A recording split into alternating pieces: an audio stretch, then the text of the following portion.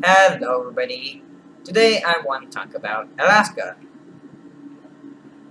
Alaska is a fairly big state, but it's not exactly on the high end of the population. Alaska has around 700,000 people, which is about the same to my city, El Paso, which also has somewhere around 700,000 people. But the difference is, El Paso is a city and is much smaller than Alaska.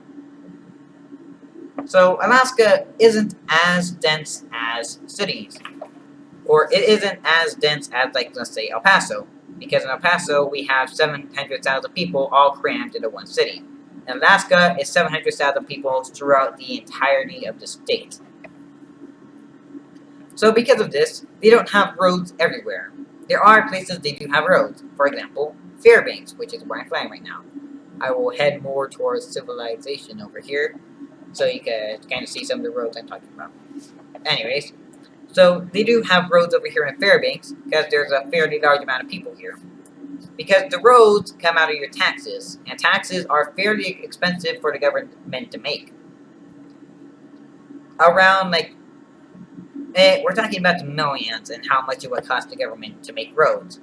So since there's enough people here in Fairbanks, they can make roads here because they have to kind of spread out the monies through taxes on how much everyone will pay. So in Fairbanks, they have enough people to enable to make roads here and not be overly expensive. But there's some areas in Alaska that aren't quite as dense as here, that don't have as many people in one area than, like, Fairbanks. So these areas don't have roads because, let's say 200 people use that one road, and that road costs like $100 million to make. 100 million divided by 200 is around, I'm going to take a guess to say $500,000 per person per year to, like, maintain the road. Or at least that would be the initial cost of it, but they still have to, like, de-ice and all that type of stuff and keep maintenance on the road. So not everywhere in Alaska will be able to have roads. So in these areas that don't have roads, they have planes. There are areas in Alaska where planes are more useful than cars because good luck using your car without roads.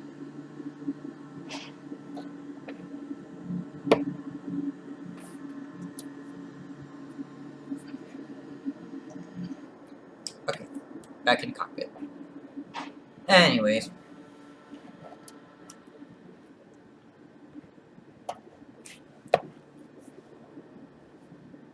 and also, as I'm about to demonstrate here, while I don't think this will be legal, roads can be used as runways. At least in a Kodiak, I'm not sure in every plane.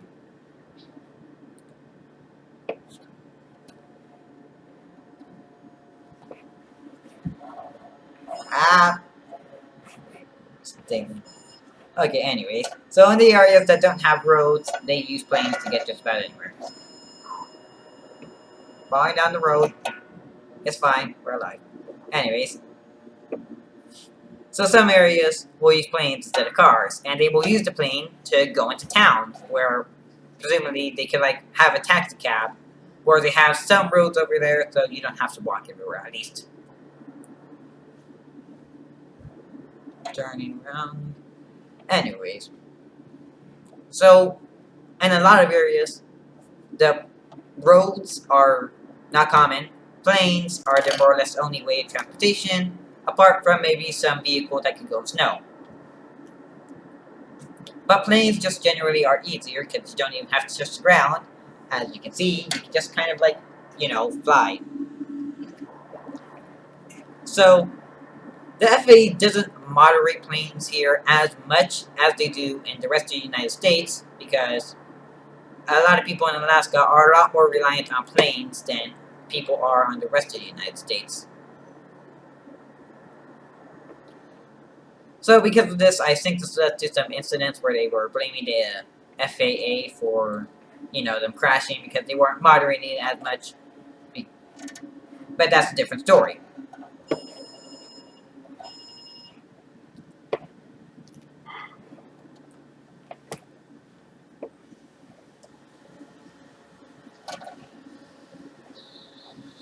So the FAA doesn't moderate them as much as they do in other places.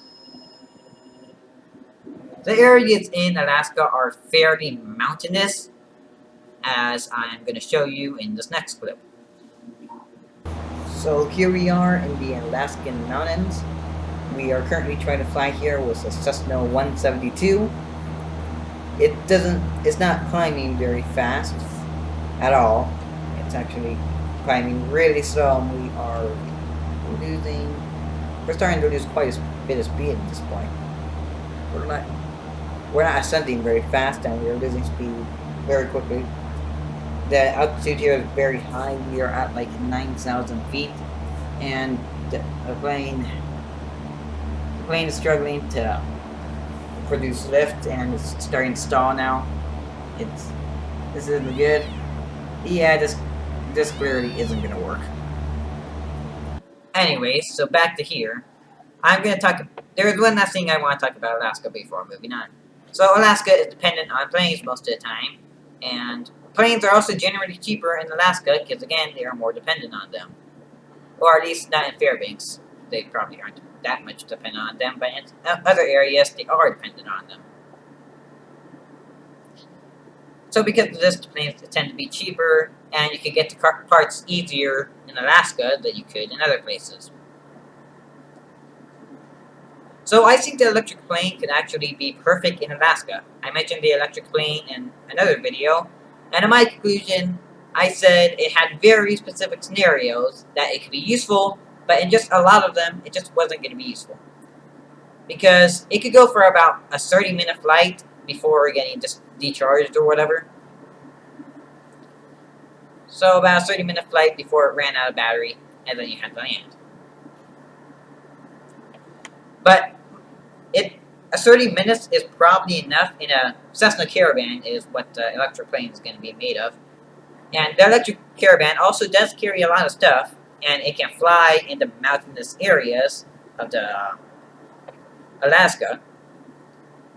So it can be kind of like used like a pickup truck, and it can just hold a lot of stuff.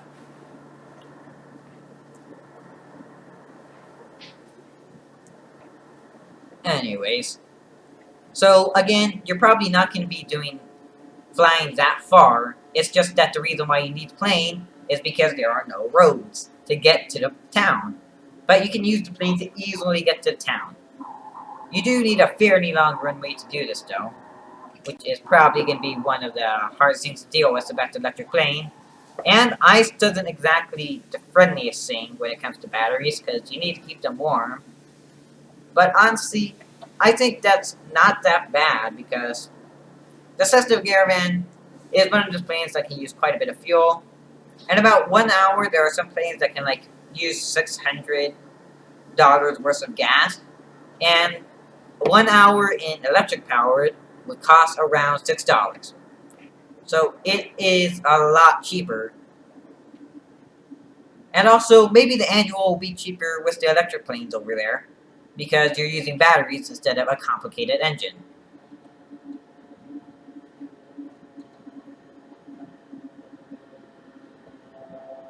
Touchdown. Anyway, so it could maybe be like 30% cheaper. I'm just pretty much guessing here, but maybe it could be 30% cheaper on the annual over there. And maybe you won't even have to worry about an overhaul on your battery, because you probably won't be using it anymore by the time you have to reach your overhaul because it's a battery. And maybe replacing the battery won't be that bad, but if it's anything like Tesla, yeah, replacing the battery is going to be awful on it. But I think the electric plane could have potential in Alaska, and I think Alaska in general is a cool place. In the winter, it's quite literally cool. And they also do have longer winters there than they do summers. And in the winter, it tends to be at nighttime a lot longer than it will be daytime. And in the summers, it's daytime for longer. But they have like a 9-month winter over there, so they're dealing with darkness more than sunlight. So Alaska is a place that's dark, they don't have roads, and they use planes to get just about anywhere in some areas. So it is honestly one of the states that it's like closest thing to the aviation state you can get. Anyways, that's all I have to say about this video. So I hope you enjoyed, and see you later.